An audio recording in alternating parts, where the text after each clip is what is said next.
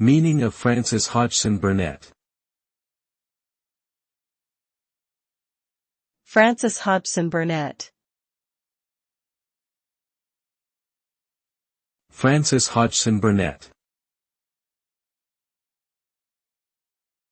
Frances Hodgson Burnett.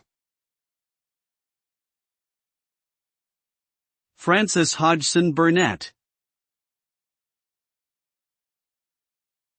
Frances Hodgson Burnett was an English-American novelist and playwright born in 1849. She is best known for her beloved children's novels, including The Secret Garden and Little Lord Fauntleroy, which have remained popular for over a century. Despite her success as a writer, Burnett faced significant personal struggles throughout her life, including poverty and the loss of loved ones. Her writing often reflects themes of hope and the power of imagination to overcome adversity.